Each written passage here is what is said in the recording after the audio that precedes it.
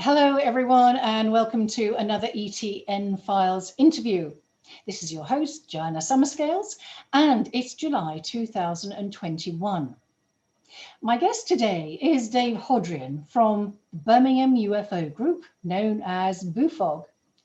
I first met Dave quite a few years ago now, in fact, 2009, when I was a speaker at Betty Myler's UFO conference over in Ireland. And then in 2011, when I started the AWACS project, Dave was really supportive and certainly helped me smooth things along there. So I have been wondering what Dave has been up to in the intervening years. I know he's been creating lots of things, including a board game, and is an avid UFO researcher. So let's get on with our interview and hear what Dave has to say.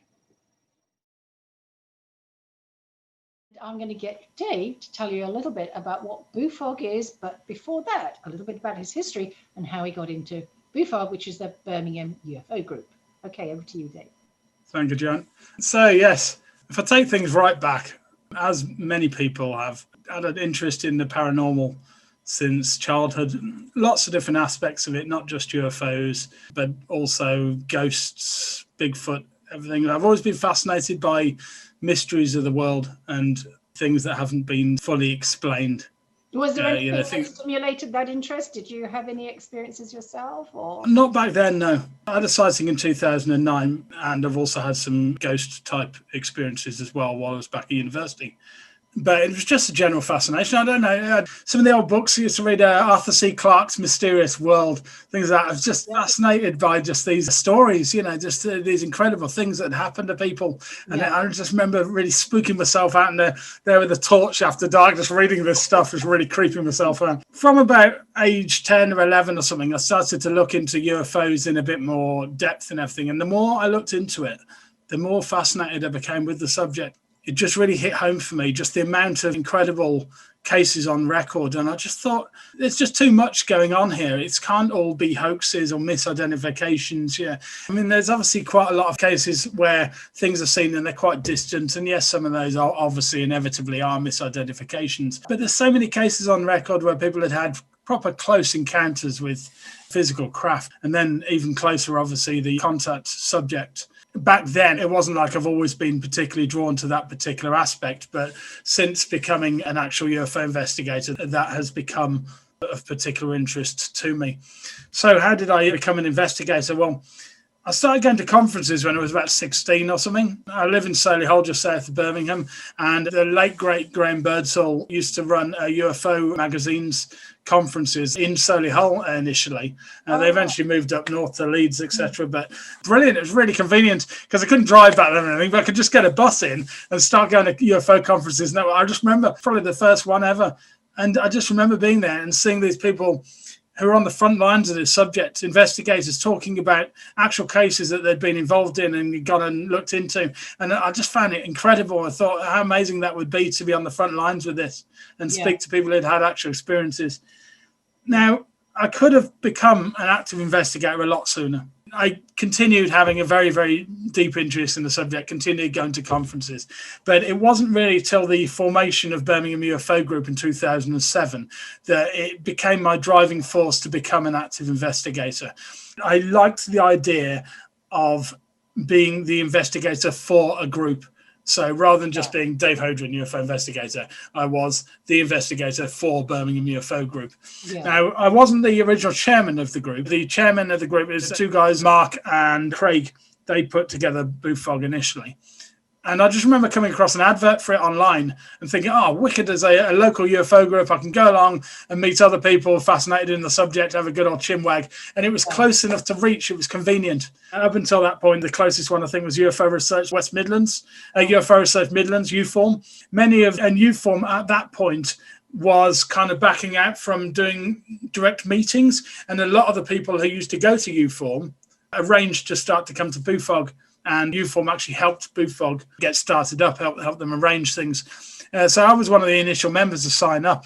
And the initial meetings were just in the corner of a pub. It was just a get-together. I'd been there a couple of months, and there was 4 young lads who came down. And they'd had a recent sighting that had taken place in King's Winford in North Birmingham.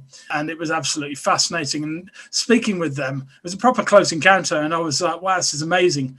I thought it'd be really good to go out to the location where this happened.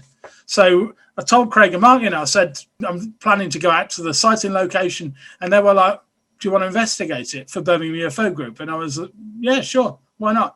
So that became my first case investigation report for Birmingham UFO Group. Now, I didn't tell the lads I was going to do this. When we went out there, I interviewed them each individually. I just took them to one side and interviewed them and got them to draw what they'd seen. And without any prior warning of this, there was no doubt in my mind that they'd had a real encounter. All the drawings married up. There was minor differences. You get this with multiple witnesses. There's always a few little minor changes, So somebody described orange lights, somebody described red lights, somebody described 5 lights, 4 lights. But essentially what they'd seen was a black octagonal shaped craft with 4 white lights and then a larger central light in its base, completely silent, only a couple of 100 feet above their heads. At King's Winford, the area where they'd gone to was a clearing in this woodland, and they'd seen it at a distance, and at a distance they just thought it was an aircraft. It just looked like a mix of blue and red and white light. But as it came nearer, they realised it was quite low down to the ground, lower down than a plane would usually fly at, and it seemed to be going a bit slower as well. It's coming towards them, so they drew their attention to it, and it came in, and it came up the hill, and it went over the clearing over their heads and hovered and seemed to slow down temporarily as it passed over the clearing, almost like it was checking them out. And then it carried on away and across the rest of the woodland. They gave chase and everything. They went into great detail of this. I mean, one of them said that because it was so pitch black, they tripped over some brambles and sprained their ankle, because they were too busy looking up at this thing, and it's these little details that come out that'll tell you, that they were talking about a real experience. You could just tell from speaking with them. This is something, they were very excited about it. And they got to the edge and they saw this thing go away over Dudley, and they could still see it for a period of time afterwards, or what they believed was it, just moving backwards and forwards in the sky. But of course, at a distance, it just looked like a helicopter or something again, but they knew it wasn't, and they were staring at it for, they think, up to half an hour. So this was an extended sighting. Slight possibility that at some point they got muddled up and had started watching what was indeed a patrol helicopter instead of the actual thing. We don't know. They essentially saw it go away into the distance, and then were seeing it move left and right, and they were pretty sure it was still it. But yeah, I mean, they saw it directly over their heads, so it was a very good case. And I put together the case report. Craig and Mark were happy with it and said, do you want to become the official investigator for Birmingham UFO Group? I absolutely readily took that on. Wonderful. And I've been investigating cases ever since. Guys have anything like missing time or? No, didn't look like any form of contact had gone on. There was a lot of discrepancy in terms of how long they were standing there for, but I believe that was because they were so transfixed by what they were looking at. Yeah, so for some of them, time had seemed to slow down, but it wasn't like time had actually slowed down or anything like that. There was no sign that they'd been taken or anything.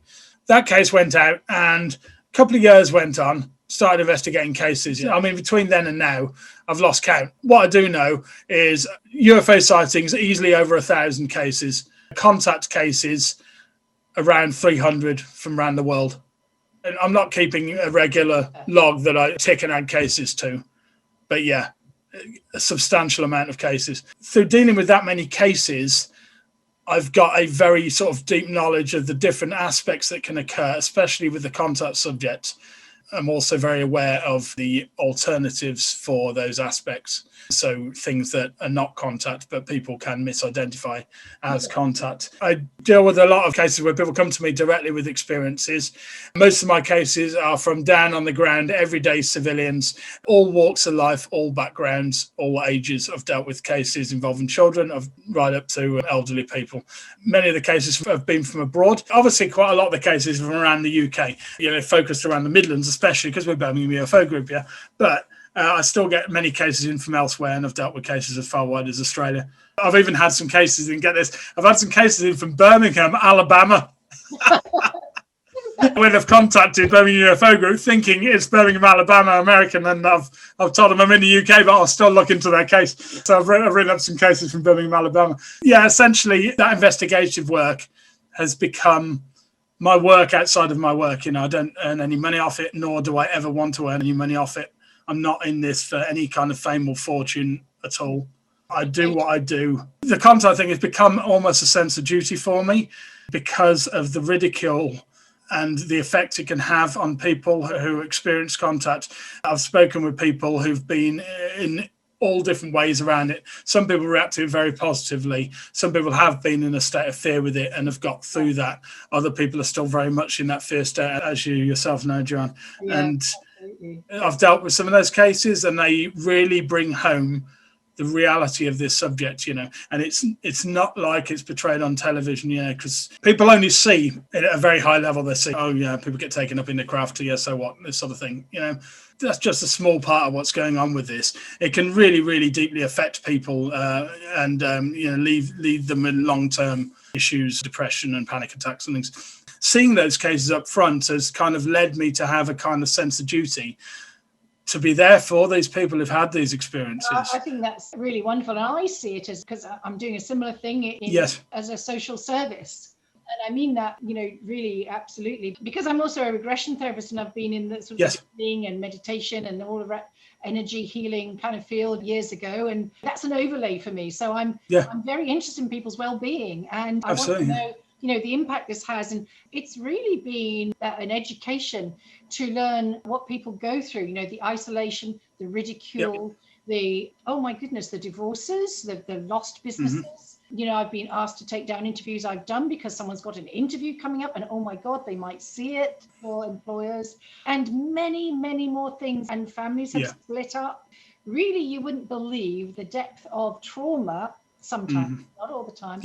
It can be caused, and the PTSD that is a reality. And so for those who would snigger and make fun and go, oh yeah, think again, because if something happened to anybody and there was a PTSD element, I mean, that doesn't go away in 5 seconds or 5 minutes, and that it impacts so many different layers of psychology. So congratulations to you for carrying on doing it. And I think this work that we're doing is very important. And also is education. It's sharing with the public. I mean, the people that we interview they're public. We're public. But it's sharing it in a way that is understandable, in as much as this is Joe and Joanne public. This is us having these experiences and researching this and helping to try and bring some degree of understanding of why, what, how, and all the rest of that. And even if we don't come close to all of that, what we do know, and I'm sure you found this, is that the consciousness quotient, the QC, is entirely changed because of it. I mean, it's just, absolutely. When I say just a sighting, I don't mean to negate that, because some people I've spoken to have had sightings which have been maybe like these guys, up close and personal. It has changed their paradigm forever. They now know it's all real. So that's very interesting. So I think what you're doing is fantastic. I mean, that's where that's kind of come from, and that's really what I'm doing that for, and that's what I continue to do it for primarily. But also, in a way, I'm kind of helping, I suppose, towards disclosure in a little part in what I do in the case reports that I put out. Now, in terms of the investigation work, so I probably go down to a level that many other researchers do not go down to with this, to a greater level of depth. So there's a lot of researchers out there, and what they'll do is they'll take in case details and they'll put them on a file. There'll be a sightings form or something that somebody will fill out, and they'll just essentially log that sightings file there. And that'll be with whatever details the person has decided to add. And that'll be it. And it'll just be online for people to see. And that's great and everything. I'm not trying to belittle that, because that's information that's out there. That's great. But every single case, whether it be a small light in the sky or a full-blown close encounter or a contact experience, it's a story in its own right, that needs to be told in as much depth as possible. And I essentially leave no stone unturned. I then write up a very detailed case report, confidential, I might add. I have to specify confidential. So if people don't want their name going out in the report, I don't put their name in the report. I'm not like a journalist who'll just take the details and just put it all out. I always ask the witness, are they happy with what I've included? Sometimes they leave out their address, sometimes they leave out even the town that they live in. I've dealt with some cases where they were only happy with revealing which country they were in. That in a way shows how real the experiences are, because they're not after fame and fortune either. They're not trying to sell it to a paper or trying to get their name out into the public eye as being, I had this amazing experience. They very much vehemently want their details to be left out. It's all about what's happened, not exactly who it's happened to. That's what's important. And that's what goes in the case reports. I add maps, I add witness drawings. Now, in a lot of cases, obviously, there aren't photographs or videos, even in this day and age. There's a number of very valid reasons for that. even by today's standards, there's still very few cases that have video or photographic proof with them. So a witness drawing is the next best thing. So I'll usually ask the witnesses to do sketches of what they've seen. And then that all gets put out online for those who want to view it. There are literally hundreds of case reports now available free of charge on the Birmingham website, Birmingham UFO Group website, inside the blog. You can search by date, you can search by location, and you can search by either craft type or aspect that's occurred. So, for example, you typed in missing time, it's going to come up with cases where I've mentioned missing time and that sort of thing. So it's got basic search functionality to look things up. Now, there's been some nice comeback sometimes from the case reports. So a lot of the time they go up there and that's it, and they're just being read by people around the world and it's hopefully changing their perception on the subject. Yeah. But occasionally we've actually had new witnesses come forward because of them, and that's brilliant. I love it when that happens. Oh, that's great. So this is because my website, it's a Wix website. I built it through Wix from ground up, and it's linked directly with Google. So if people look for, let's say they've had a sighting in 1965 and they want to see whether anybody else saw it. So one day they decide to go online and type in UFO sighting 1965 London or wherever it took place. Yeah. Lo and behold, up comes my case report of a completely other witness who's seen it. And that's happened on a number of occasions, and they've got in touch and said, I've read your report, I saw it as well. Yeah. Absolutely amazing case where we had 3 different groups of individuals. Happened in August 1974, and it was essentially a V-shaped formation of oval-shaped silver discs that flew in an S shape down the United Kingdom. They were seen as far north as Liverpool, right down to Devon. I got some of the cases in. I learned of other ones through other researchers after a period of time. The 3 cases I had in, the initial one was from Castle Vale in North Birmingham. That spawned a second sighting by a lovely chap named Gary, sadly now deceased, but he had a sighting in Solihull as a child. So he was only 9 years old in 1974. So he went over that with me. And that came directly as a result of him coming across this Castle Vale sighting, and he knew it was the same thing. Then a couple of years later, we thought it was completely unrelated, but I got another one in from Liverpool. And through looking at it, it was obvious that it was the same thing. Now, he said it was August 1973. But I got not 1974, but I got in touch with, obviously it happened a long time ago. I said, could you be mistaken on the year? He said, absolutely. So straight away, it was the same thing. Dave, I'm really intrigued to hear details of a case you just mentioned a little bit that is military in nature. And I know we've got another one perhaps to mention, but, sure. But maybe we could go through that one. Absolutely. Yeah, while we're talking about cases, yes. So we do have monthly meetings for BUFOG in Albury, North Birmingham, but obviously due to the situation, currently not holding those.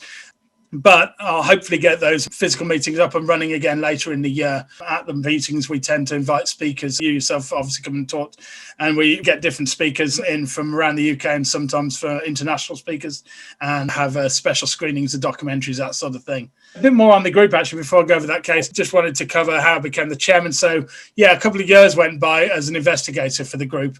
And then in 2009, Craig and Mark handed over the running of the group to me as well. For them, it was a short-term thing. It's a lot of things in life. People can have a passion for a period of time and then go off that after a while. Whereas me, I knew that this was a lifer for me. It always has been, always will be. And also, sometimes, it's family commitments and that kind of thing. It takes a lot of time and effort to keep things running. So they knew I was the right person for the job. So they handed over the group to me, and I've been running it directly since 2009. And long may it continue. That's this case. Yeah, so the investigations, they keep on coming in, of course, and I've continued to put out reports throughout the lockdown. And some of those cases have been absolutely fascinating. And there's a recent one came my way from a military witness.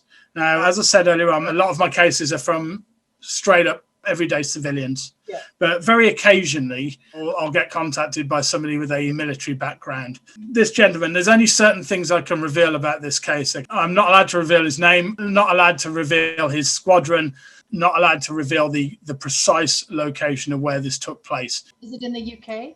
No, it's in Greece. The incident took place on an East Coast Greek Air Force base, one of the main ones. Okay. That's all I'm allowed to say. But essentially, what happened was back in 1989, he and his squadron had a sighting of a flying triangular-shaped UFO over their Air Force base. So this happened in July 1989. His squadron, they were a part of an exercise where they do combat simulation training. And he was an aircraft mechanic. So he's now an ex-aircraft mechanic. But because of how sensitive the case is, as you'll find out as we continue to discuss it, a lot of the details he couldn't reveal to me. He has provided some photographic proof of his background, and a couple of the photos that he provided me with, he's allowed me to put in the report with editing to them. So the photos are of him on the Air Force Base, essentially. So what happened? So July 1989, he and his squadron are in part of this combat exercise. He's an aircraft mechanic. There were 3 other aircraft mechanics. There were 4 weapon handlers and 4 pilots. His squadron were essentially on emergency duty. If asked to, they would take off the jets from the runway and simulate being an enemy invading force. And then other jets would be sent up to essentially try to sort them out in a combat exercise. At the end of the runway, it was just basically a holding building where he and his squadron would basically hang around and wait to be called to go on to these emergency exercises. And they used to regularly change out and go outside and check out the aircraft just to make sure that they were fully fueled and that there was no damage to any of the aircraft. And he went out shortly after midnight, leaving the rest of the squadron inside the building, and went and examined the planes. Then he goes and hands out to the next aircraft mechanic, and then it's his turn to go and do the same period of time afterwards. Then steps outside the building to stretch his legs. It's a lovely, clear sky. Some cloud cover, but you can see some stars through the gaps. And he leans back and happens to glance up into the air. About 500 meters away from him, roughly about halfway along the runway, so we're talking about the center of the Air Force Base, he sees a triangle of lights. They're dim red in color. So in a triangle, equilateral triangle, estimates that it's about 500 meters up. 300 to 500 meters up, I think he said it was. And he said, and so he's looking at it from about a 45-degree angle from where he's standing. And it's hovering completely motionless. There's no sound coming from it. So obviously, as an aircraft mechanic working on Air Force Base, he knows military aircraft inside and out. He knows civilian aircraft inside and out. He knows how they look at various distances after dark and in daylight. He knows exactly what sort of sounds they make at various distances. He said at that distance, let's say it had been some sort of unusual helicopter with rotor blades, he said he would have heard the rotor blades. This thing was completely and utterly silent. At 300 to 500 meters, which is going to be a pretty good guess because of his military background, he says the object would have been between 98 to 115 feet across. Now, he couldn't see the main bulk of the object. He could just see the lights, but he was pretty sure that it was 3 lights in the base of a single object rather than 3 smaller objects in type formation. Right. They never moved from that position throughout the sighting, even when the thing started to move. So what happened was he calls out the rest of his squadron. What on earth's that up there? None of them could identify it. They're all fascinated by it. They're all staring at it. They don't walk along the runway. It's quite a distance away. Obviously, the base is very, very big. So they're still at the west end of the runway, just looking at this thing at a distance, a diagonal. But nobody can identify it. They're staring at it for about 10 minutes, chattering backwards and forwards to each other. During this time, it doesn't move whatsoever.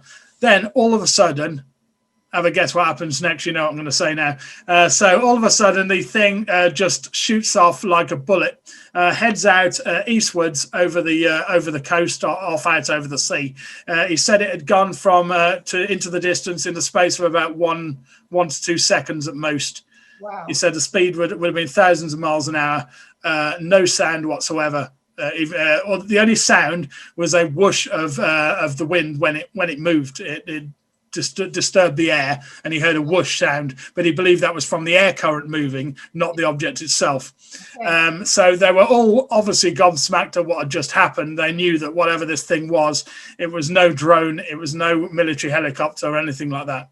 And because they're part of this exercise, he's thinking, well, of course, they've got this thing on radar. They must have got it on radar. Our walkie-talkies are about to go off. Yeah. They're going to get us to go and intercept or something like that.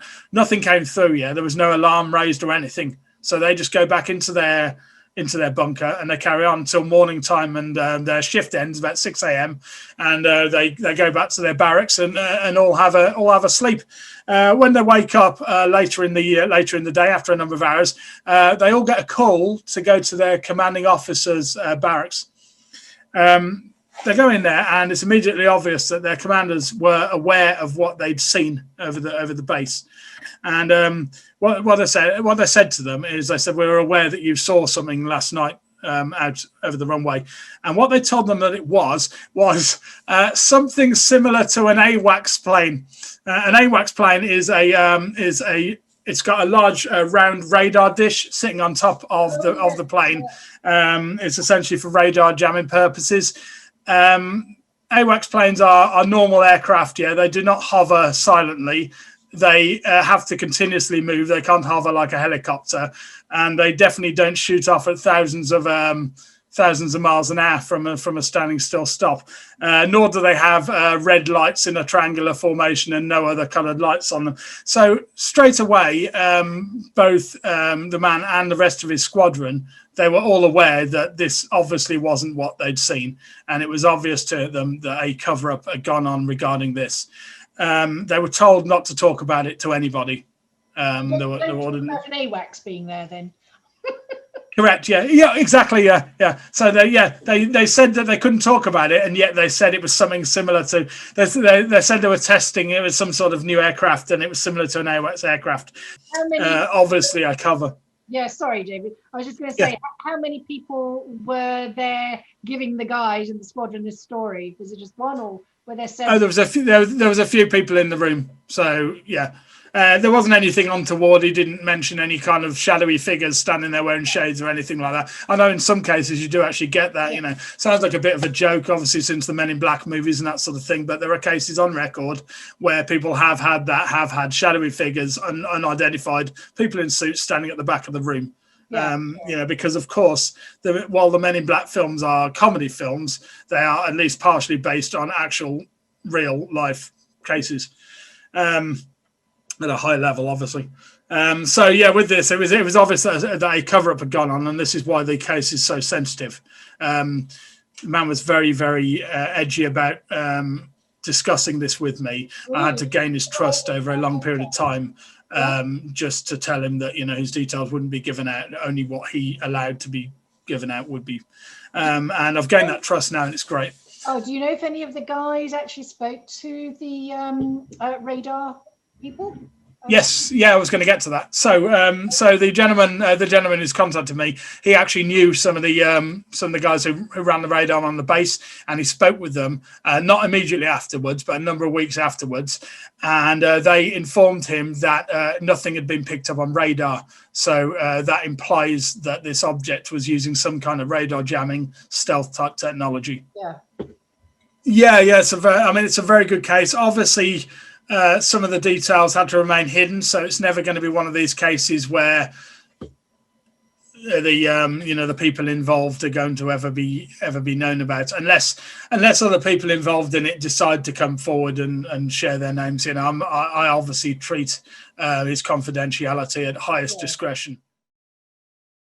But there's a big case I investigated from up Glasgow, and it involves a 56-year-old man who's had numerous contact experiences throughout his life.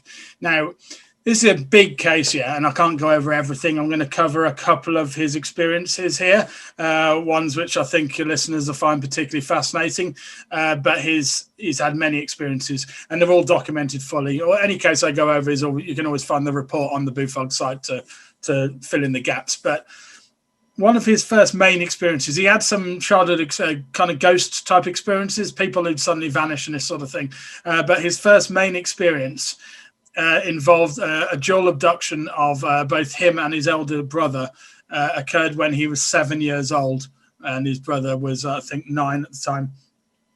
Now, this happened in 1971 in the outskirts of Glasgow, called Grangemouth.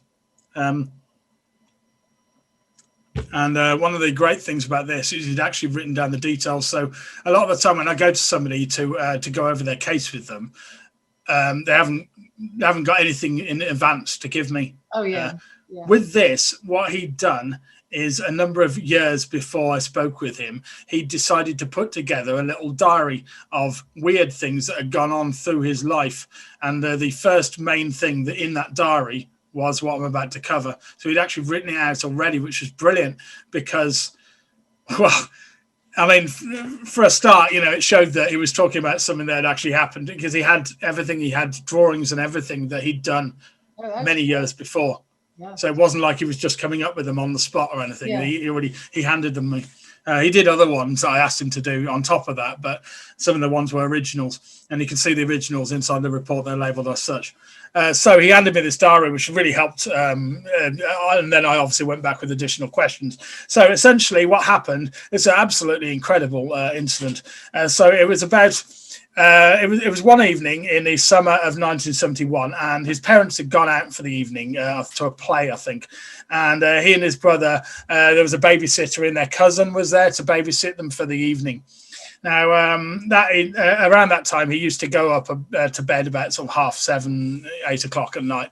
And there was a new show started, The Untouchables, the old gangster TV show was just on, and he was really looking forward to seeing it. And they said that he could stay up late to watch it. They allowed him to stay up an extra half hour.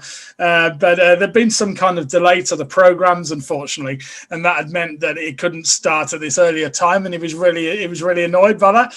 And he was trying to hang on to at least see the start of the program before his cousin sent him up to bed. Yeah.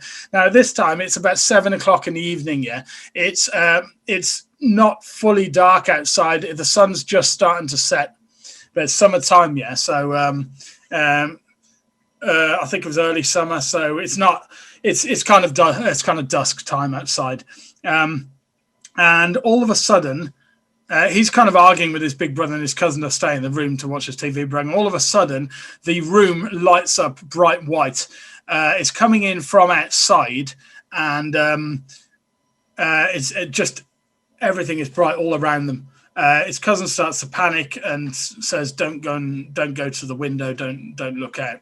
But he's fascinated and he wants to see what it is, so he ignores that and he runs over to the window and pulls back the curtains because the curtains were drawn at that point. He pulls them back and looking outside, what he sees is a round circle of light moving along the far pavement of the road. It's House Hill Muir Road is where this took place. And you can see it moving along. You can't see where it's coming from. It's just a round circle of light on the ground, quite clearly coming from something up above that's out of sight. And it's moving along like that. And it moves up one of the walls of the houses on the opposite side of the road. At this point, he wants to get a better look. So he runs out, rushes past his brother and his cousin and runs out, opens the front door, steps outside, runs down the steps outside, runs down his front garden, stands there by the garden gate. There's white light flooding the whole area, taking out a lot of the sort of coloration. He's looking down at his clothes, and his clothes all look a kind of grey tones and everything because there's such bright white light. Looking off to the right, a few houses along, what he sees is a glowing white disc. It's hovering. He says it was at least 40 foot across, and it appears to be behind one of the houses. The roof of the house was shadowing a bit of it. Almost looked like a cake with a little slice cut out of it in the middle from the tip of this house because it's kind of behind it. So several houses along. His brother comes out and joins him. And he's turning to his brother saying, "What is going on? Look at this." You know, they're staring at this thing. He's looking at his brother, looking around. He looks around at his brother to kind of shrug to like, what's happening? What is going on with all this?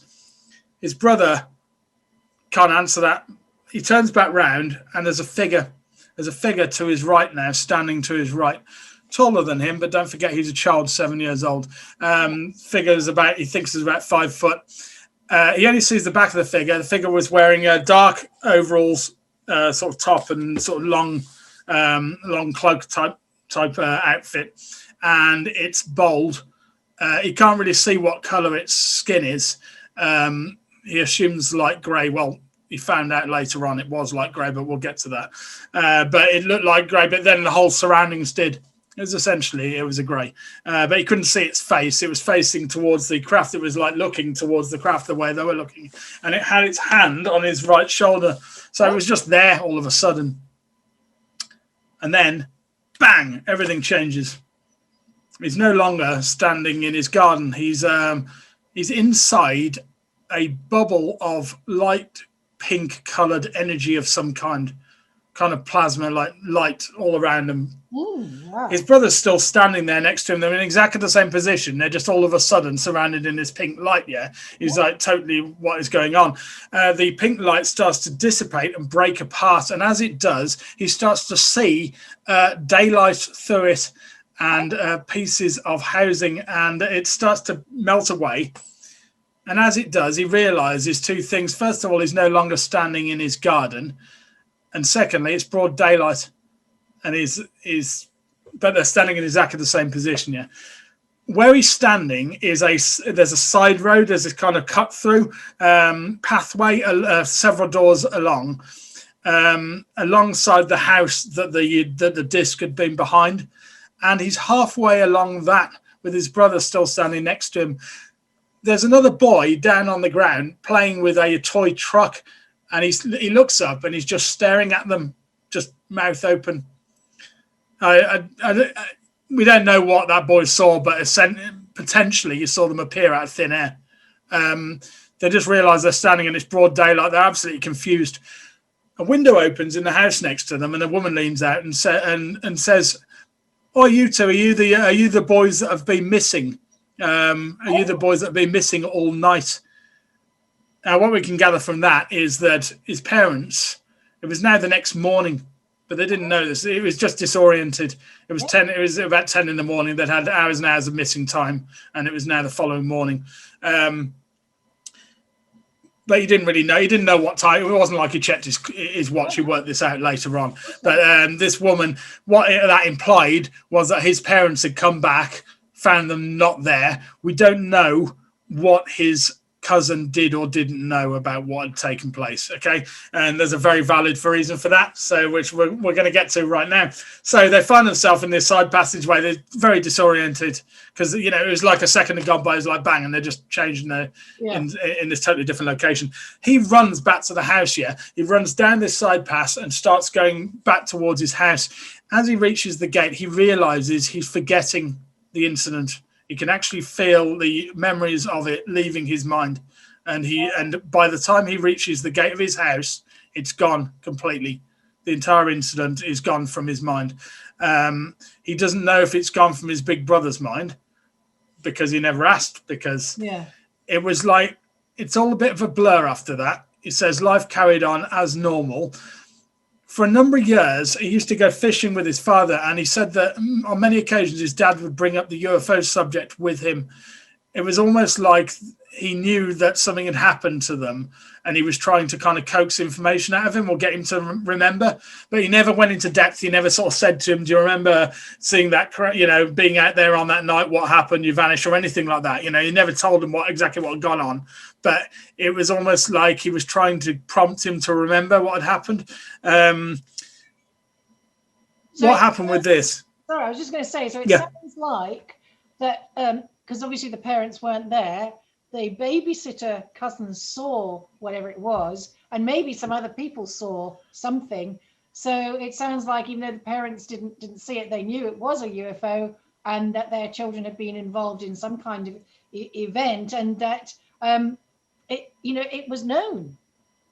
Yeah, absolutely, yeah, because something had gone on because of the woman leaning out the window. It was they probably had the police looking for combing the area for them, but he never found out because the memories went, and then there's this kind of long number of years where he doesn't, he never asked anybody about what had happened because it would gone from his head. Now you're probably thinking, well, how can he have all this detail then about what happened with the being next to him and everything? Well, it came back to him later on, as things do, as flashbacks. And what triggered those flashbacks was another UFO sighting, a UFO sighting that happened in 1986. So now he's in his mid-teens, and that's about right, late teens. And he'd gone round his friend's house. It was a bright summer's day. And they were out there in the back garden playing.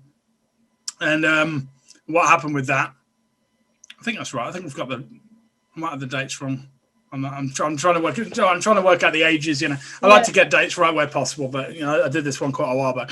Anyway, so they're around there. They're playing frisbee in the back garden. It's a bright sunny day, and throwing this white frisbee around, and all of a sudden he ducks. It's like if he said it looked like the frisbee was being thrown directly at his face, and he instinctively ducks out of the way. And when he gets back up, he realizes it wasn't the frisbee. It's an object. It's an object about 400 feet away from them, off to the east, hovering in a clear blue sky. He said what it looked like. It was a domed disc. It was white and sort of slightly glowing. Don't forget, it's broad daylight, so part of that might have been reflective off the sun. It had interesting kind of scorch marks. It looked like kind of almost like burn marks on the top. He actually did a painting of this one, which he provided for me. It's in the report. And are we in the same location where they had the first experience? No, different house. So this took place at his friend's house, and they'd moved address from that. That was another point. That soon after the incident, they moved address. They moved away from House in Muir Road. Now, he doesn't know whether they moved house because of the incident or not. It's possible his parents were frightened about what had happened and just wanted to put it behind them and move address. He doesn't know. So he did quiz his brother, by the way. He quizzed his brother and his cousin later on, many years later. Yeah, and they don't remember. Blank from their mind completely. It came back to him because of this other UFO sighting, So because of the color of this, because of the white glow to this, it triggered the other memories of what had happened in 1971.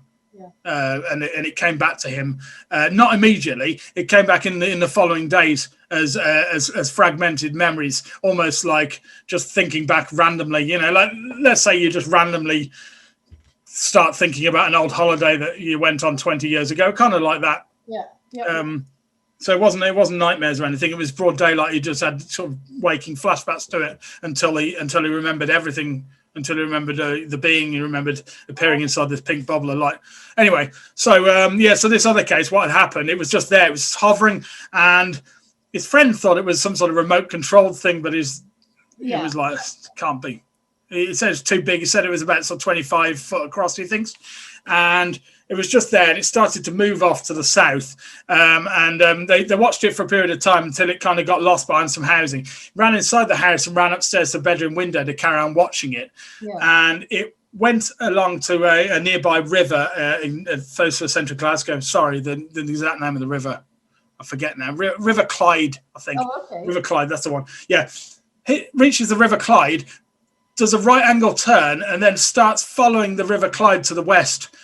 As it moves away into the distance, all of a sudden there's a loud roar. By this point, he'd gone back down outside, and he was chatting about the experience with the mum who was there on the steps and his friend. And his friend still insisted it was some sort of remote controlled kite or something, and it was like, it's far too big for it to be that. It's ridiculous. Anyway, while they're there, all of a sudden they hear this loud roaring sound, and two fighter jets all of a sudden fly right overhead and head off in the same direction that this object had traveled in. So it looked like a military intercept had taken place. There's a base, but it's quite far north from Glasgow, but obviously they could have got there in minutes at the speed that they go at. So, but he doesn't know anything more about that. He just knows that there were jets, and he said that it wasn't. You usually wouldn't have low-flying, very loud jets over a populated area, of course. So it does look like a military interception. So there's those two things. There's one further case. There's one further incident I want to discuss because it has indirect links with this one. Well, no, direct links, should I say. And it's absolutely fascinating and somewhat disturbing in certain aspects. So we're going to move forward now. Again, we're going to move forward to the mid-90s. He's in his late 20s. And there's a loch northwest called Gare Loch. And him and his friends used to go out fishing on the loch. Halfway along the north side of the loch is a little boating centre. And they used to head out from there. Also halfway along the loch is a stately home called Blair Vadach Manor. It's still there today. I think it's used for offices now or something, but back then it was a a proper stately home, and they used to rent out the grounds so people could utilize the grounds around the house. And one of his friends, his father owned a caravan that was there on the grounds of this stately home that they'd use. So they go out fishing for the day, and then they go back and they go in the caravan, just relax in the evening, and then in the morning they'd travel back into town and go home. So what happened was they'd gone out fishing on the loch, and it had started to rain. It was about 6:30, so they decided to call it a day. Moored the boat, went into the caravan, and they're all there in the caravan, just chatting, just having a nice evening. I think he mentioned they had a couple of drinks. I don't believe that drinks were in any way linked with what happened at all. Just wanted to say that. So the caravan curtains are all open, and it gets to quite late at night. I think it was about 11 o'clock, and all of a sudden they notice, one of his friends notices somebody coming along the road. So the road ran right alongside the stately home grounds, and so they're on the edge of this, and then there's a hedge, and then there's the road, and on the far side of the road is this boating centre. And they notice in the distance along the road somebody coming along the pavement. But this is where things start to get really, really weird, because the height of the hedge, they could see the torso of this person above the hedge, and they said that if it had been walking on the ground, it would have made the person about 12 foot high. So they could see that it was too distant to see. It was obviously the shape of somebody coming along. Now his friend highlights this to John, the main witness I spoke with, and John looks out and sees this chap, and immediately his brain puts two and two together. His brain thinks it's a car, right, driving along the pavement for whatever reason. It's come up on the pavement, and there's a sunroof open, and somebody's leaning up at the top of the sunroof. Okay, and there they can see their torso. This is what his brain thinks, because that's the only way that would logically explain it. He thinks, you say, like, why would a car be doing that, and why would somebody do that anyway? And it's coming along, and it's coming nearer, and they're keeping watch on this. And as it got closer, he said that it was very strange. It was almost like this figure was kind of floating along, like not even walking. There was no real movement to it. It was just going like that. Yeah. And it's coming nearer down the road, and him and his two friends are looking at it. They can see it clearly. And as it comes nearer, all of a sudden he realizes it's the same being that he saw back in 1971. Oh, wow. Wearing the same clothing. He said it had the black suit on again. This time he could see its head from the front. Now, they could only see it at a distance. So at a distance, all he could see was dark. He described them as dark holes. I mean, he was describing a grey, but he didn't know how to describe a grey yet, because he hadn't looked in depth into the subject. So he said its eyes looked like hollow sockets. That's what he described it as, just black holes where its eyes should have been. But it was the being. It was it. And he realised, and he says to his friends, he says, "That's it. That's the thing we saw back in 1971. But his friends can see it too, and they're just gobsmacked, and they're looking at this thing, and I assume it was up off the ground, hovering behind the hedge or something." They see the full body of it and see where it was in relation to the ground. No, because its legs would have been hidden down behind the hedge, so that they could see the top half of it moving along like this, and it's floating along very eerily, and it keeps on coming closer and closer. And at its closest point, they lose sight of it at the main end window of the caravan, and now they carry on. They move to the left side window, and they're carrying on looking at it, At the point, it becomes level with them, It's now only about 10 feet away from them, It's just a hedge at the other side, As it becomes level with them, he said its head turned and looked directly at them like this, just sideways, just looked. And then it carried on moving until it went out of sight. It didn't come towards the caravan or anything. It just carried on moving along the path.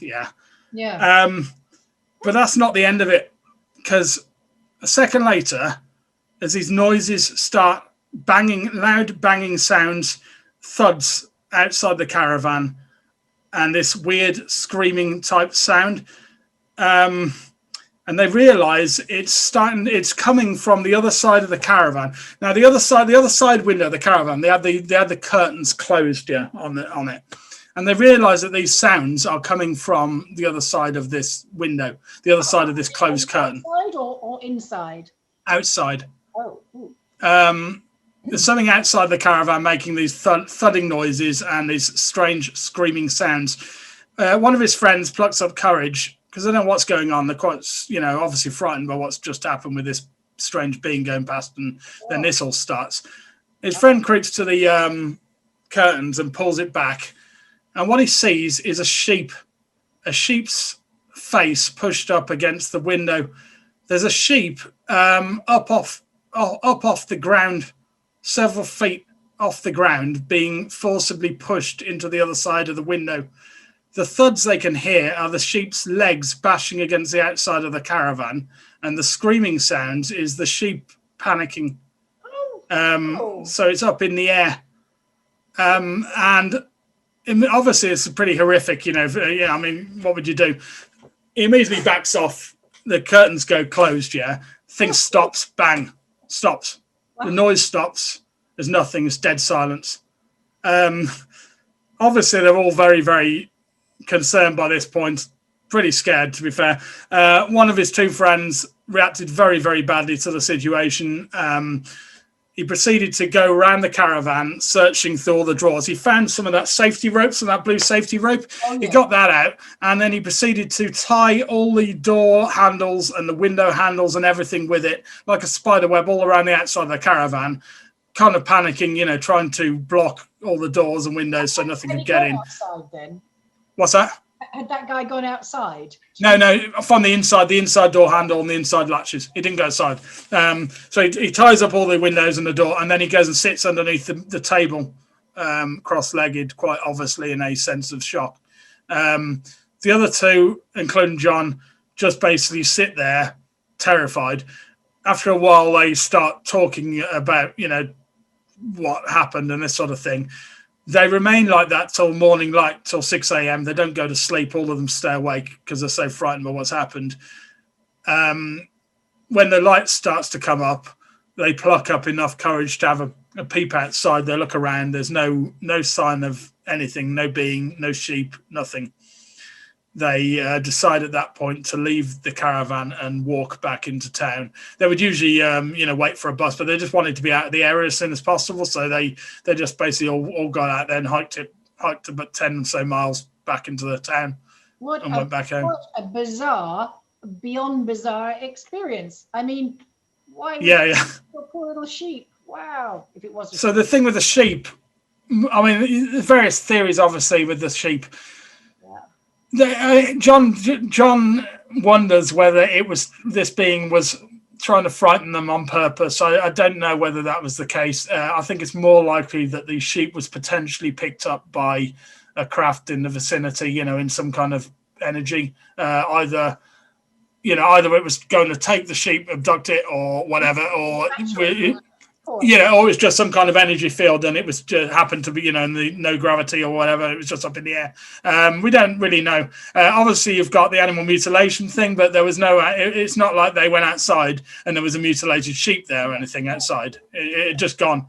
Now, he did say that there was a field with some sheep in. Yes, so this is where the sheep had come from. It wasn't like a random sheep. There was an adjoining field to where they were that had some sheep in. So what he thinks happened was one of them had managed to get through the hedge or whatever and had come onto their area, but that didn't stop the fact that the thing was up in the air.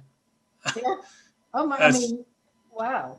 Then you've got the being, and the fact that not only he saw it but his friends saw it, and the fact that it was the same being that he'd seen as a child, quite obviously a repeat visitation by this same entity, but his friends saw it clearly.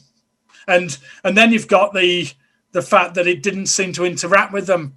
It just looked at them and then carried on moving. It didn't come to the caravan. There was no sense of any of them having any missing time. As I say, they stayed awake the whole night.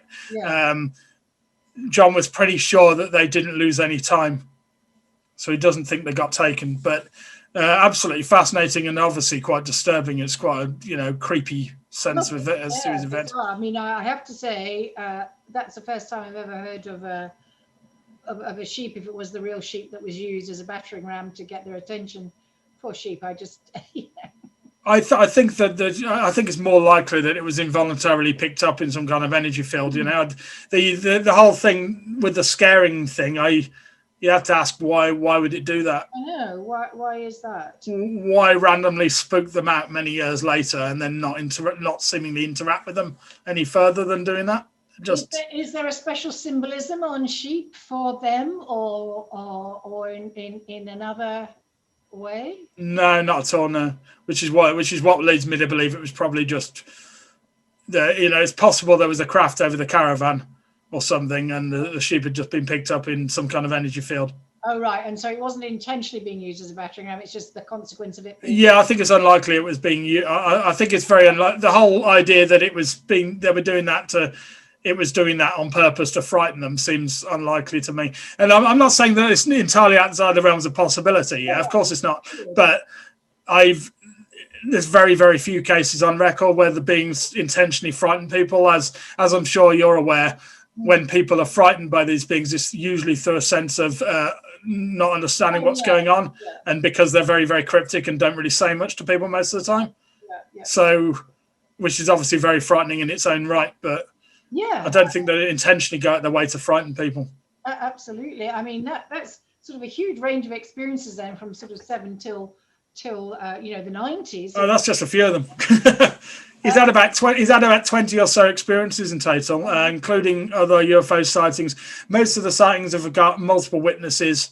At the moment, only his testimony. I always look to try to get multiple witness testimonies where possible, of course.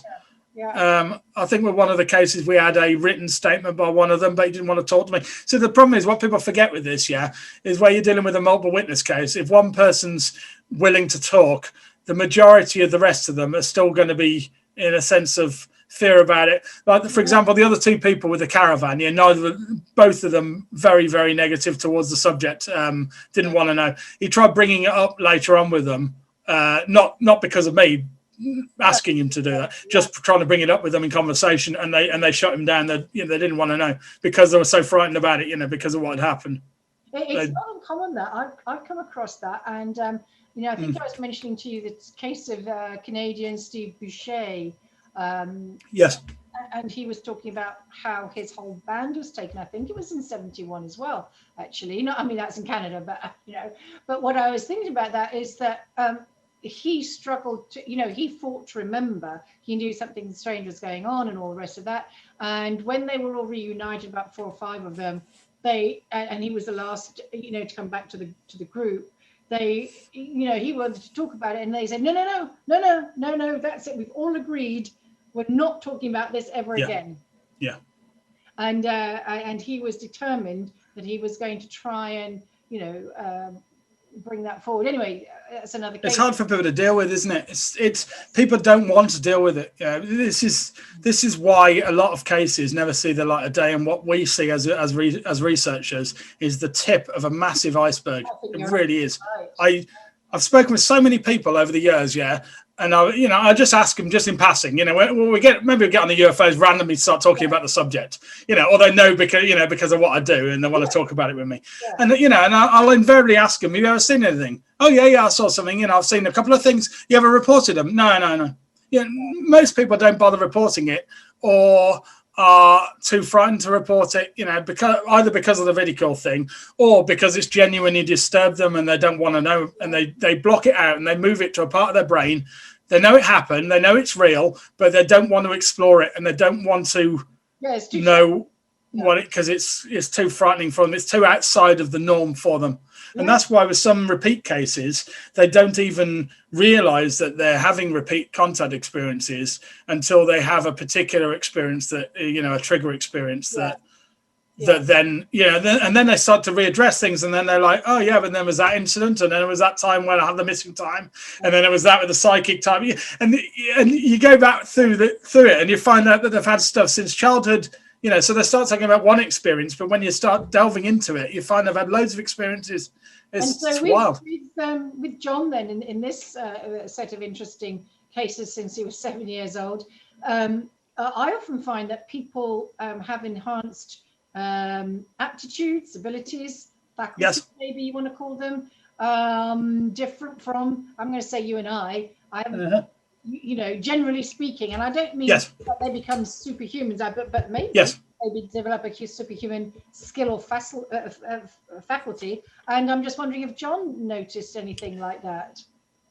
You know what? I think this is actually one of the cases where that didn't happen. Where I was almost expecting it. Yeah. Yeah. Now, a while back I did a count. Yeah. So when I had quite a few cases in them about, I decided to do a count to see how the sort of percentages that different things were coming at. Yeah. Oh, okay. And I found out that in 55% of the contact cases that I dealt with up to that point, somebody had experienced one or more psychic type ability. Yeah. Usually premonitions, less common, kind of high empathy, high intuition of people's emotions, and then some other things that are very uncommon. Most of the time, premonitions either of events that were going to kind of cause them harm, or sometimes just completely random events of just seeing something and then it happening a year later, this sort of thing. And that just happens it comes out far too much for it to be just coincidence. Now with this particular case, if I recall, I don't remember John ever saying. No, I'm pretty sure that there wasn't any premonition type stuff with this one, which I found interesting because of the number of cases and I never tried to force anything particular. I just said, okay, that's fine. If he hasn't had any experiences, like I asked him, of course. But sometimes the guys, you've probably heard this as well. I mean, they develop on the creative side, like they become an artist, or they found they've got drawing skills or musical skills and they're not musical. They may be a builder. They may be, somebody else. Some other trade, which they have never had their. It's really interesting, isn't it? It's absolutely, and it's all, to me, I found it in some way or another. Absolutely, I don't think I've come across anybody who would say that they hadn't even had anything. I mean, one guy, how spurious is this? I said, well, if you could say you had a superpower as a result of that. He said, well, there's a small person. And he said, well, part of one of the jobs I did was, industrial cleaning, and there'd be a group of 3 or 4 of us and go and do all that job. And he said, I found that I could do, I had the stamina of about 3 or 4 people, and in real time. So he was like this jip. You could get these, and it was noticeable. People noticed it as well. That may sound quite a very bizarre one, but it's something that, why would it trigger something like that in him? Some kind of enhancement, It's really interesting, And I often wonder whether the beings are, whether in some of these cases the beings are interested in them because they've got these abilities. And that's why they're contacting them. And they're in these abilities are innate from childhood, or whether it's some kind of gift and that they're being given them, stimulation, or either directly, if it is a gift, is it a direct gift or is it an indirect gift? Is it that the beings, and in meeting and maybe communicating directly with these entities, it unlocks areas of the brain from that point onwards for them.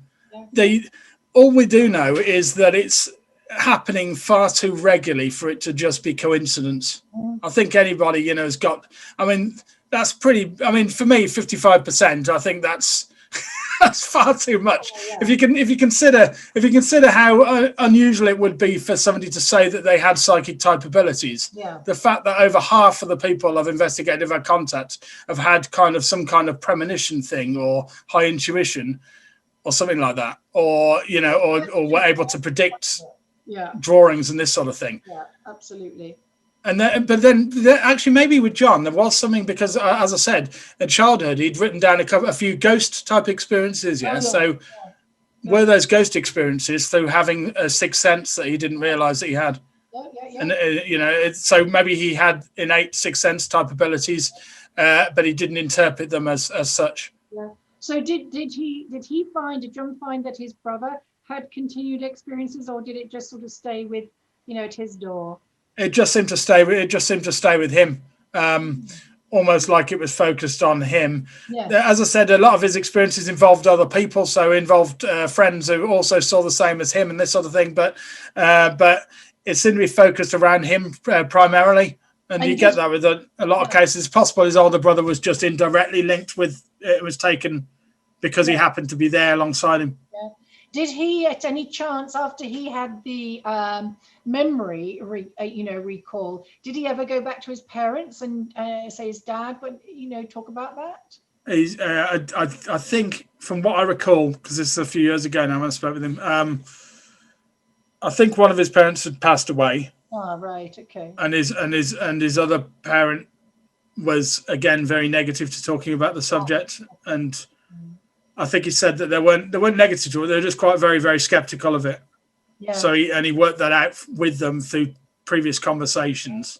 And did you ask him? I don't know if the gentleman has had children himself, because sometimes it follows the lineage, doesn't it? So I just wondered if he has had children, whether. Yes, he has. Yeah, there was one experience involving his son. I mean, again, this will open up another one of his. It was an unusual one, a broad daylight sighting of an entity, a being of some kind. Oh, right. In broad daylight that him and his son saw. Oh, right. But again, I could go. Again, we could. It's It's absolutely fascinating. But I think what this has shown, again, if anybody needs it to be shown, is that us researchers and people having the experiences, I mean, it's just ongoing.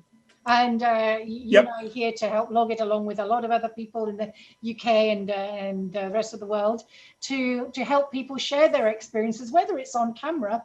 Because someone once said to me, "Oh, I don't want to be famous. I'm not doing it to be famous." I said, "It's not to do with being famous. Who's ever famous from putting their record on camera?" I said, "No." He said, it's a social service. It helps other people, because I've had contacts like you've had who have said, "I've come forward because I've heard somebody else speaking. It's given me the courage." Yeah. And exactly. It's given them the courage. They've shared some, another experience or an experience of their own, nothing related to the other person, just that they saw it and thought, if they can do it, then I can speak about it. And I'm telling you folks out there who this is new to, it takes a lot of courage for these people to speak. Oh, have we gone? Have we gone? I've got another picture come up. No, there we go. I don't know what that was. So I just want to flag that up and underscore that and say, please be kind. Please be compassionate with people. If they're your best friend and they tell you that they've had an experience, once you're sure they're not pulling your leg or whatever, be kind. Don't laugh at them and point them in Dave's direction or mine or many people around the planet to speak to share and perhaps bring some understanding. I'm not saying I have answers. I don't, but you get. I don't think any of us have all the answers. I think if any researcher kind of says they've got all the answers, I think you'd have to be very wary. There's a lot of unknowns, but I think the important thing to do with the subject, I think the important thing is to not ignore it and not pretend like it's not going on, because it's obviously going on. So. People have said to me before in the past, they said, "You're doing all this, Dave. You're spending so much time. You're not going to get the answers you seek." And I'm like, and I always go back with, well, at least I'm trying to find the answers rather than just ignore it. Yeah, and also I think that this is the drip exposure. I call it exposure with disclosure, or the other way around, disclosure with exposure, because we're the soft end of it. We're moving this on by, so the public do see the work, in time eventually, maybe bit by bit, feeding. But this is disclosure. Everyone absolutely is willing to speak on camera. They don't have to speak on camera. I'm not saying people do, but when I offer that, sometimes people misunderstand that. Oh, this is going to be something. I said, no, it's just simply a record. If you would like to do that, you don't have to. But I think it is so helpful for other experiences who are coming off the fence and who want to share their experience, because it all adds to our education, wherever that. Well, exactly, Wherever that leads, I don't know, but I do think that it is a very valuable contribution to human, to the human experience and understanding of. Well, the fact is that we're not alone. Never have been. Well, it's wild, isn't it? I mean, once I can't remember how old I was when I hit that point, but anybody who delves into the subject in a great way, you'll reach a point with it. Yeah. Where you're like, this is really going on. Yeah. And I don't base my thought. I don't like to consider myself in the same way. It's not really blind faith. I go on what the evidence tells me from case after case after case. Yeah. And some of this stuff I talk about, and it's really wild. It is wild, and I totally understand why people dismiss it outright. Yeah, because some of it sounds really wild. But when you talk with 100 people from completely different backgrounds, many of which have got no interest in UFOs and contact at all, and they tell you the same stuff with the same types of entities, even down to the clothing that those entities have been wearing and things in some cases. You have to entertain that. You have to be like, this is obviously some kind of real experience is happening. But listen, David, I have to say thank you very, very much. And I think maybe we should do a little thing like this whenever, and not leave it a few years next time too. Sure, yeah, I'm always happy to talk. Maybe a case catch up. That might be fun to do in Britain, because there's a lot of things going on in Britain, right? And I think still people don't realise that. So it'd be nice to highlight maybe a couple of us talking about some of the Brit cases. Oh, sure, yeah, absolutely. Or continuing, I think it would be nice. So, Dave, I'm going to let you go back to your family now. And Probably got bored and gone to sleep. Thank you very much. Thank you very much. It's been lovely chat. I will be putting out all the information about where you can check Dave's information and the stuff about his UFO wave game stuff and all of that at the end of this. So thanks everybody for watching. I hope you've enjoyed it. This is the ETN Files. Thanks for all your work with BUFOG. Brilliant. Thank you. All right. Bye. Take care.